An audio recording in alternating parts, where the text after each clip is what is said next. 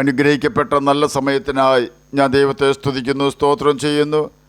ദൈവവചനം ശ്രവിച്ചുകൊണ്ടിരിക്കുന്ന എല്ലാ ദൈവമക്കൾക്കും വീണ്ടും വരാമെന്ന് അരുളി ചെയ്തവനായ കർത്താവായ യേശു ക്രിസ്തുവിൻ്റെ ധന്യനാമത്തിൽ ഞാൻ എൻ്റെ സ്നേഹവന്ദനം അറിയിക്കുന്നു. ഇന്നത്തെ അല്പസമയത്തെ ചിന്തയ്ക്കായി 1 രാജാക്കന്മാർ 3-ാം അധ്യായം 14-ാം വാക്യം നമുക്ക് വായിക്കാം. നിൻ്റെ അപ്പനായ ദാവീദ് നടന്നതുപോലെ നീ എൻ്റെ ചട്ടങ്ങളും കൽപ്പനകളും പ്രമാണിച്ച് എൻ്റെ വഴികളിൽ നടന്നാൽ ഞാൻ നിനക്ക് ദീർഘായുസ്സും തരും. അനുഗ്രഹിക്കപ്പെട്ട വേദവാക്യമാണ് നാം കേട്ടത്. ഏത് വാഗ്ദാനം ദൈവം നമുക്ക് തന്നാലും അതിനോട് കൂടെ ഒരു കണ്ടീഷൻ അഥവാ വ്യവസ്ഥ ദൈവം വെച്ചിട്ടുണ്ടാകും. ഉദാഹരണമായി 1 ശമൂവേൽ 2-ാം അധ്യായം 30-ാം വാക്യത്തിൽ ഇപ്രകാരം രേഖപ്പെടുത്തിയിരിക്കുന്നു: ആകയാൽ ഇസ്രായേലിൻ്റെ ദൈവമായ യഹോവ ഇപ്രകാരം അരുളി ചെയ്യുന്നു, നിൻ്റെ ഭവനവും നിൻ്റെ പിതൃഭവനവും എൻ്റെ സന്നിധിയിൽ നിത്യം പരിചരിക്കും എന്ന് ഞാൻ കൽപ്പിച്ചിരുന്നു. നിശ്ചയം ഇപ്പോഴോ യഹോവ അരുളി ചെയ്യുന്നത് അങ്ങനെ ഒരിക്കലും ആകയില്ല. എന്നെ മാനിക്കുന്നവനെ ഞാൻ മാനിക്കും, എന്നെ നിന്ദിക്കുന്നവൻ നിന്ദിതനാകും. നാം ഇപ്പോൾ കേട്ട വേദവാക്യത്തിൽ ദൈവസന്ദേശം കേൾക്കുന്നത് ഏലി എന്ന പുരോഹിതനാണ്. ദൈവകൽപ്പനകൾ അനുസരിച്ചു കൊണ്ടുള്ള ഏലി പുരോഹിതൻ്റെ ജീവിതം കണ്ടപ്പോൾ ഏലിയെ തൻ്റെ പുരോഹിതനാക്കി ദൈവം ഉയർത്തി. ദൈവത്തിൻ്റെ പുരോഹിതനായി ഉയർത്തപ്പെട്ട ഏലി പുരോഹിതൻ ഇസ്രായേൽ ജനത്തിൻ്റെ സ്നേഹവും ബഹുമാനവും അനുഭവിച്ച് അവർ കൊടുക്കുന്ന ഭൗതിക നന്മകൾ ഭക്ഷിച്ച് ദൈവത്തെ മാനിച്ച് വളർന്നു. തനിക്ക് ദൈവം മക്കളെ നൽകി. ഇപ്പോൾ ഏലി പുരോഹിതൻ്റെ കണ്ണും കാതും ഹൃദയവും എല്ലാം ദൈവം അവന് ദാനമായി നൽകിയ സമ്പത്തിലും മക്കളിലുമാണ്. തൻ്റെ മക്കളെ ദൈവത്തിൻ്റെ കൽപ്പനകൾ പഠിപ്പിച്ച് ദൈവഭയത്തിൽ വളർത്തുന്ന കാര്യത്തിൽ താൻ ഉദാസീനത കാണിച്ചു. കാരണം ദൈവം അവന് കൊടുത്ത മാന്യതയാലും സമ്പത്തിൻ്റെ വർധനയാലും അവൻ്റെ ദൈവഭയം നഷ്ടപ്പെട്ടു പോയിരുന്നു. അതുകൊണ്ട് തന്നെ താൻ തൻ്റെ മക്കളെ ദൈവത്തിങ്കിലേക്ക് അടുപ്പിച്ചില്ല. തങ്ങളുടെ പിതാവ് തങ്ങളെ ശാസിക്കുകയോ ശിക്ഷിക്കുകയോ ചെയ്തുകൊണ്ട് ദൈവത്തോടും മനുഷ്യരോടും അവർ ചെയ്യുന്ന പാപങ്ങൾ അമർച്ച ചെയ്യാതിരുന്നതിനാൽ അവർ കൂടുതൽ പാപത്തിൽ മുതിർന്നു വരികയും പാപസ്വഭാവം മക്കളുടെ ഹാബിറ്റ് അഥവാ ശീലമാകുവാൻ ഇടവരികയും ചെയ്തു. ഏത് തെറ്റും അത് നമ്മുടെ ഹാബിറ്റ് അഥവാ ശീലമാക്കിയാൽ അതിൽ നിന്നും നമുക്ക് രക്ഷപ്പെടുവാൻ സാധിക്കുകയില്ല. നല്ല ശീലങ്ങൾ അതുപോലെ തന്നെയാണ്. പ്രഭാത ഭക്ഷണത്തിന് മുമ്പ് 10 അധ്യായം ബൈബിൾ തുടക്കം മുതൽ അവസാനം വരെ വായിക്കുമെന്ന് തീരുമാനിച്ച നിർബന്ധപൂർവ്വം നാം അത് നമ്മുടെ ശീലമാക്കിയാൽ 8 മണിക്ക് പ്രഭാത ഭക്ഷണം കഴിക്കുന്ന വ്യക്തിയാണെങ്കിൽ നിശ്ചയമായും അതിനു മുമ്പ് ആ വ്യക്തി ബൈബിൾ വായിച്ചിരിക്കും. 10 ദിവസം നാം അത് ചെയ്താൽ നിശ്ചയമായും ബൈബിൾ വായന നമുക്ക് ഒരു ശീലമാകും.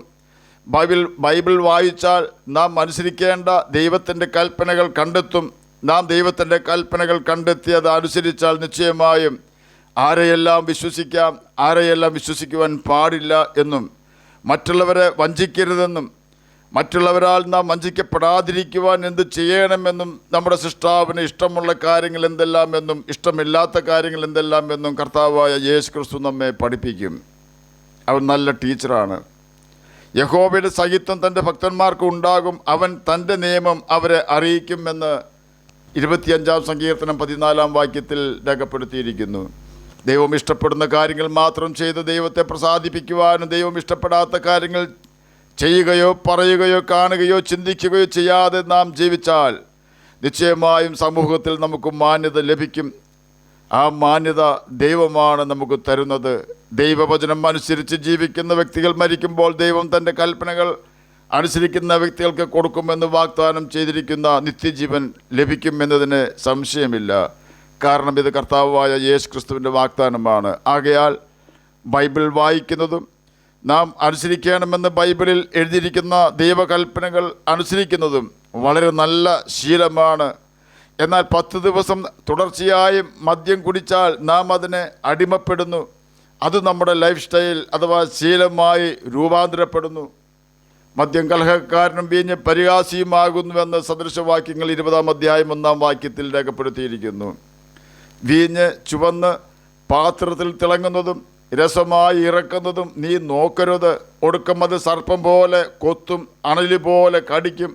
നിന്റെ കണ്ണ് പരസ്ത്രീകളെ നോക്കും, നിന്റെ ഹൃദയം വക്രത പറയും. സദൃശവാക്യങ്ങൾ 23-ാം അധ്യായം 31 മുതൽ 33 വരെയുള്ള വാക്യങ്ങളാണ് നാം ഇപ്പോൾ കേട്ടത്. നാം മദ്യപാനം നടത്തുകയും അത് നമ്മുടെ ഒരു ശീലമായി മാറുകയും ചെയ്താൽ സമൂഹത്തിൽ നമ്മുടെ മാനം നഷ്ടമാവുകയും നമ്മുടെ തലമുറകൾക്ക് അപമാനം വരുത്തി വയ്ക്കുകയും നമ്മുടെ നല്ല ഭാവിയും സമ്പത്തും നഷ്ടമാവുകയും ചെയ്യും എന്നതിനാൽ മദ്യപാനം ദുശ്ശീലമാണ്. നാം ഒരിക്കലും ഒരു ദുശ്ശീലത്തിനും അടിമയാകരുത്. നല്ല ശീലവും ദുശ്ശീലവും തമ്മിലുള്ള വ്യത്യാസം മനസ്സിലാക്കുവാൻ ഞാനത് ഇവിടെ പ്രസ്താവിച്ചു എന്നേ ഉള്ളൂ. നമ്മുടെ വിഷയത്തിലേക്ക് മടങ്ങി വരാം. ഏലി പുരോഹിതനെ കുറിച്ചായിരുന്നുവല്ലോ നാം ചിന്തിച്ചു കൊണ്ടിരുന്നത്. ഏലി പുരോഹിതൻ്റെ മക്കൾ സകല ദുശ്ശീലങ്ങളും പാപപ്രവൃത്തികളും അവരുടെ ലൈഫ് സ്റ്റൈൽ അഥവാ ശീലം ആക്കി കഴിഞ്ഞിരുന്നു. ഒടുക്കം യഹോവ ഏലി പുരോഹിതനോട് പറയുകയാണ്, നിന്റെ ഭവനവും നിന്റെ പിതൃഭവനവും എൻ്റെ സന്നിധിയിൽ നിത്യം പരിചരിക്കുമെന്ന് ഞാൻ കൽപ്പിച്ചിരുന്നു നിശ്ചയം. ഇപ്പോഴോ യഹോവ അരുളി ചെയ്യുന്നത് അങ്ങനെ ഒരിക്കലും ആകയില്ല. എന്നെ മാനിക്കുന്നവനെ ഞാൻ മാനിക്കും, എന്നെ നിന്ദിക്കുന്നവൻ നിന്ദിതനാകും. 1 ശമൂവേൽ 2:30 നാം കേട്ടത്. ഇതുപോലെ തന്നെയാണ് ശലോമോൻ്റെ കാര്യത്തിലും സംഭവിച്ചത്. ശലോമോൻ്റെ അപ്പനായ ദാവീദ് ദൈവവചനം അനുസരിക്കുന്ന കാര്യത്തിൽ വളരെ ശുഷ്കാന്തിയുള്ളവനായിരുന്നു. ഊരിയാവിൻ്റെ കാര്യത്തിലും ബത്ശേബയുടെ കാര്യത്തിലും ഒഴിച്ച് ന്യായപ്രമാണം വിട്ടിടത്തോട്ടോ വലത്തോട്ടോ ദാവീദ് സഞ്ചരിച്ചില്ല. ദാവീദ് തൻ്റെ ജീവിതാനുഭവത്തിൻ്റെ വെളിച്ചത്തിൽ തൻ്റെ തെറ്റുകൾക്ക് ദൈവത്തിൽ നിന്നും ലഭിച്ച കഠിനമായ ശിക്ഷയെ സൂചിപ്പിക്കാനെന്നോണം തൻ്റെ മകനായ ശലോമോനോട് പറയുകയാണ്, എൻ്റെ മകനെ ശലോമോനെ, നീ നിൻ്റെ അപ്പൻ്റെ ദൈവത്തെ അറിയുക. ശലോമോൻ്റെ ജീവിതാരംഭത്തിൽ താൻ തൻ്റെ അപ്പൻ്റെ ദൈവത്തെ അന്വേഷിക്കുവാൻ മനസ്സ് വെച്ചപ്പോൾ കർത്താവ് അവന് കൊടുത്ത വാഗ്ദാനമാണ് നാം മുൻപ് കേട്ടത്. നിൻ്റെ അപ്പനായ ദാവീദ് നടന്നതുപോലെ നീ എൻ്റെ ചട്ടകളും കൽപ്പനകളും പ്രമാണിച്ച് എൻ്റെ വഴികളിൽ നടന്നാൽ ഞാൻ നിനക്ക് ദീർഘായുസ്സം തരും. 1 രാജാക്കന്മാർ 4:29 ദൈവം ശലോമോന് ഏറ്റവും വളരെ ജ്ഞാനവും ബുദ്ധിയും കടൽക്കരയിലെ മണൽ പോലെ ഹൃദയവിശാലതയും കൊടുത്തു എന്ന് രേഖപ്പെടുത്തിയിരിക്കുന്നു. ഇതിന് പുറമേയാണ് ദീർഘായുസ്സും തരുമെന്ന് ദൈവം വാഗ്ദാനം നൽകിയത്.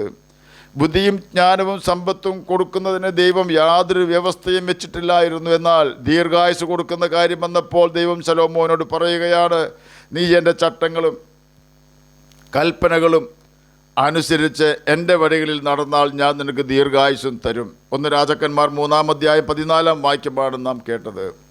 യോഹന്നാൻ എഴുതിയ സുവിശേഷം 8:51 കർത്താവായ യേശു ക്രിസ്തു നമ്മോടും പറയുന്നത് ഇപ്രകാരമാണ്, ആമേൻ ആമേൻ ഞാൻ നിങ്ങളോട് പറയുന്നു, എൻ്റെ വചനം പ്രമാണിക്കുന്നവൻ ഒരു നാളും മരണം കാണുകയില്ല.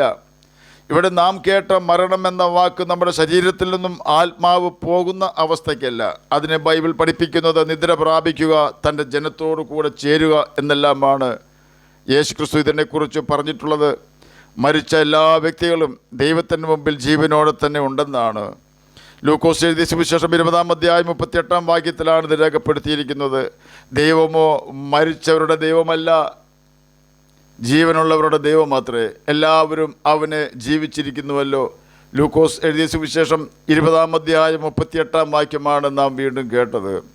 ഒരു വ്യക്തി പാപം ചെയ്യുമ്പോൾ ദൈവവുമായുള്ള ബന്ധം വിച്ഛേദിക്കപ്പെടുന്നു. ഇതിനെയാണ് ബൈബിൾ മരണം എന്ന് പറയുന്നത്.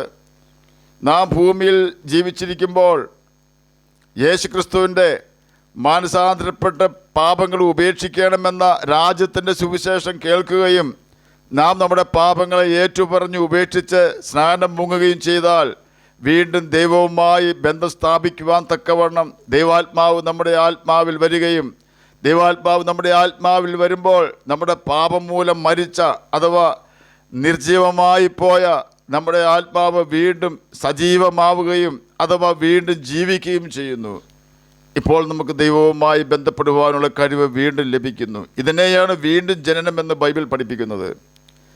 യോഹന്നാൻ എഴുതിയ സുവിശേഷം 5:25 യേശു പ്രസ്താവിച്ചത് ഇപ്രകാരമാണ്, ആമേൻ ആമേൻ ഞാൻ നിങ്ങളോട് പറയുന്നു, മരിച്ചവർ അഥവാ പാപം ചെയ്ത ദൈവവുമായുള്ള കൂട്ടായ്മ നഷ്ടപ്പെടുത്തിയവർ ദൈവപുത്രൻ്റെ ശബ്ദം അഥവാ രാജ്യത്തിൻ്റെ സുവിശേഷം കേൾക്കുകയും കേൾക്കുന്നവർ അഥവാ അനുസരിക്കുന്നവർ ജീവിക്കുകയും ചെയ്യുന്ന നാഴിക വരുന്നു. ഇങ്ങനെ ജീവിക്കുന്ന അവസ്ഥയ്ക്കാണ് വീണ്ടും ജനനം എന്ന് ബൈബിൾ പഠിപ്പിക്കുന്നത്. യോഹന്നാൻ എഴുതിയ സുവിശേഷം 8:51 എൻ്റെ വചനം പ്രമാണിക്കുന്നവർ ഒരു നാളും മരണം കാണുകയില്ല എന്ന് യേശു പറഞ്ഞതിനർത്ഥം യേശുവിൻ്റെ കൽപ്പനകൾ പ്രമാണിച്ച് ജീവിക്കുന്ന വ്യക്തികൾക്ക് ഒരു നാളും ദൈവവുമായി കൂട്ടായ്മ ബന്ധം നഷ്ടമാവുകയില്ല എന്നാണ്. എഫേസ്യർക്ക് എഴുതിയ ലേഖനം 2:1 അപ്പോസ്തലനായ പൗലോസ് പറയുകയാണ്, അതിക്രമങ്ങളാലും പാപങ്ങളാലും മരിച്ചവരായിരുന്ന നിങ്ങളെയും അവൻ ഉയർപ്പിച്ചു. ഇതിൽ നിന്നും നാം മനസ്സിലാക്കേണ്ടത് നാം അതിക്രമവും പാപവും ചെയ്താൽ മരിക്കുമെന്നാണ്. അതായത് ദൈവവുമായി ബന്ധപ്പെടുവാനുള്ള നമ്മുടെ ആത്മാവിൻ്റെ കഴിവ് നഷ്ടപ്പെടുമെന്ന സാരം. നമ്മുടെ ആത്മാവ് നമ്മുടെ ശരീരത്തിൽ നിന്നും നഷ്ടപ്പെടുന്ന സമയത്ത് നമ്മുടെ ആത്മാവ് നമ്മുടെ പാപം മൂലം ദൈവവുമായി ബന്ധപ്പെടുവാൻ കഴിയാത്ത അവസ്ഥയിലാണെങ്കിൽ നമുക്കുള്ള ശിക്ഷ നിത്യമരണം അഥവാ ഗന്ധകം കത്തുന്ന തീ പൊയ്കയാണ് എന്ന് നാം മനസ്സിലാക്കണം. പാപത്തിൻ്റെ ശമ്പളം മരണമത്രേ, ദൈവത്തിൻ്റെ കൃപാവരമോ നമ്മുടെ കർത്താവായ യേശു ക്രിസ്തുവിൽ നിത്യജീവൻ അഥവാ ദീർഘായുസ് തന്നെ എന്ന് റോമർക്ക് എഴുതിയ ലേഖനം 6-ാം അധ്യായം 23-ാം വാക്യത്തിൽ രേഖപ്പെടുത്തിയിരിക്കുന്നു. എന്നാൽ യേശുവിൻ്റെ രക്തത്താൽ കഴുകൽ പ്രാപിച്ച് പാപത്തെ ഏറ്റുപറഞ്ഞ് ഉപേക്ഷിച്ചാൽ ദൈവത്തിൽ നിന്നും പാപമോചനം ലഭിക്കുകയും ക്രിസ്തുവിനോട് കൂടെ ദൈവഭവനത്തിൽ നിത്യം സന്തോഷിക്കുവാൻ യേശു ക്രിസ്തു ഇടവരുത്തുകയും ചെയ്യും. ഇത് യേശു ക്രിസ്തുവിൻ്റെ വാഗ്ദാനമാണ് എന്ന് നാം ഓർക്കണം. ഇതിനുവേണ്ടി നാം ചെയ്യേണ്ടത് ബൈബിൾ വായിക്കുകയും അനുസരിക്കണമെന്ന് ബൈബിളിൽ രേഖപ്പെടുത്തിയിരിക്കുന്ന ദൈവകൽപ്പനകൾ കണ്ടെത്തി അനുസരിക്കുകയും ചെയ്യുക എന്നതാണ്. നാം അപ്രകാരം ചെയ്താൽ ശലോമോന് കർത്താവ് കൊടുത്ത വാഗ്ദാനം നമുക്കും ലഭ്യമാക്കാം. ശലോമോൻ തൻ്റെ അപ്പൻ്റെ ദൈവത്തെ അറിയുകയോ ദൈവത്തിൻ്റെ ന്യായപ്രമാണ പുസ്തകത്തിൻ്റെ കോപ്പി എഴുതി സൂക്ഷിച്ചത് വായിച്ച് മനസ്സിലാക്കി അതിന് പ്രകാരം ജീവിക്കുകയോ ദൈവത്തിൻ്റെ കൽപ്പനകളും ചട്ടങ്ങളും അനുസരിക്കുകയോ ചെയ്തില്ല. എന്നാൽ ഇപ്പോൾ ജീവിച്ചിരിക്കുന്ന നമുക്ക് നമ്മുടെ കർത്താവും രക്ഷിതാവുമായ യേശു ക്രിസ്തുവിൻ്റെ കൽപ്പനകൾ അനുസരിച്ച് നിത്യജീവൻ പ്രാപിക്കുവാൻ ഇന്ന് അവസരം ഉണ്ട്. ദൈവം നമുക്ക് സൗജന്യമായാണ് നിത്യജീവൻ തരുന്നതെങ്കിലും ദൈവം നമ്മുടെ ആത്മാവിൻ്റെ വീണ്ടെടുപ്പിന് വേണ്ടിയും നിത്യജീവൻ നമുക്ക് തരേണ്ടതിന് വേണ്ടിയും കൊടുത്ത വില തൻ്റെ ഏകജാതനായ പുത്രനെ യാഗമായി തീർത്തുകൊണ്ടാണ് കൊടുത്തു തീർത്തത്. നമ്മുടെ അതിക്രമങ്ങളും പാപങ്ങളും അതിന് ഫലമായി നമ്മിൽ വന്ന ശാപവും യേശുവിൻ്റെ മേൽ അവൻ്റെ അനുവാദത്തോടെ തന്നെ പിതാവ് ചുമത്തുകയും അതുമൂലം യേശു നമുക്ക് വേണ്ടി ശാപഗ്രസ്തനായി തീരുകയും ചെയ്തു എന്ന് നാം ഓർക്കണം. കാൽവരി ക്രൂശിൽ ദൈവകോപത്തിൻ്റെ തീച്ചൂളയിൽ വെന്തെരിയുകയും നമുക്ക് വേണ്ടി അവൻ മരിക്കുകയും ഉയർത്തെഴുന്നേൽക്കുകയും ചെയ്തു. ഇനി നാം യേശു ക്രിസ്തുവിൻ്റെ ക്രൂശ് മരണം നമ്മുടെ പാപപരിഹാരത്തിന് വേണ്ടിയാണ് എന്ന് വിശ്വസിക്കുകയും യേശുവിൻ്റെ രക്തം നമ്മുടെ സകല പാപവും ക്ഷമിച്ച് നമ്മെ ശുദ്ധീകരിക്കുവാൻ ശക്തിയുള്ളതാണെന്ന് മനസ്സിലാക്കുകയും ചെയ്ത് നമ്മുടെ പാപങ്ങളെ ഏറ്റുപറഞ്ഞ് ഉപേക്ഷിച്ച് സ്നാനമുങ്ങിയാൽ ദൈവത്തെ അനുസരിക്കുന്നവർക്ക് യേശു തരാം എന്ന് വാഗ്ദാനം ചെയ്ത പരിശുദ്ധാത്മാവിനെ യേശു പിതാവിനോട് മേടിച്ച് നമുക്ക് അയച്ചു തരും. പരിശുദ്ധാത്മാവ് നമ്മെ സകല സത്യത്തിലും വഴി നടത്തുകയും നാം നടക്കേണ്ടുന്ന പാത നമുക്ക് അറിയിച്ചു തരികയും നാം മരിക്കുമ്പോൾ നമ്മെ മരിച്ചവരിൽ നിന്ന് തക്ക സമയത്ത് ഉയർപ്പിക്കുകയും ചെയ്യും. ആകയാൽ യേശു ക്രിസ്തുവിൻ്റെ കൽപ്പനകൾ അനുസരിക്കുകയും നിത്യജീവനെ നമുക്ക് പ്രാപിക്കുകയും ചെയ്ത് നിത്യകാലം നമുക്ക് യേശുവിനോടുകൂടെ വസിക്കാം. കർത്താവ് അതിന് നമ്മെ സഹായിക്കട്ടെ എന്ന് പ്രാർത്ഥിച്ചുകൊണ്ട് ഞാൻ എൻ്റെ വാക്കുകളിൽ നിന്ന് വിരമിക്കുന്നു. നമുക്ക് പ്രാർത്ഥിക്കാം. ഞങ്ങളെ സ്നേഹിക്കുന്ന സ്വർഗീയ പിതാവേ, നല്ല വചനത്തിനായി അങ്ങയെ സ്തുതിക്കുന്നു, സ്തോത്രം ചെയ്യുന്നു. എന്നെ കേൾക്കുന്ന ഏതെങ്കിലും പ്രിയപ്പെട്ടവർ അങ്ങയെ തിരിച്ചറിയാതിരിക്കുന്നുവെങ്കിൽ അങ്ങയെ തിരിച്ചറിയുവാൻ തക്കവണ്ണം അവരുടെ ഹൃദയക്കണ്ണുകളെ തുറക്കണമേ. അങ്ങയുടെ കൽപ്പനകൾ പ്രമാണിച്ചുകൊണ്ട് നിത്യജീവനാവകാശികളായി തീരുവാൻ അടിയനെ കേൾക്കുന്ന അങ്ങയുടെ കുഞ്ഞുങ്ങളെ സഹായിക്കണമേ. പ്രാർത്ഥന കേട്ടതിനായി സ്തോത്രം. യേശുവിൻ്റെ നാമത്തിൽ തന്നെ ആമേൻ. കർത്താവ് എല്ലാവരെയും അനുഗ്രഹിക്കട്ടെ. സ്തോത്രം.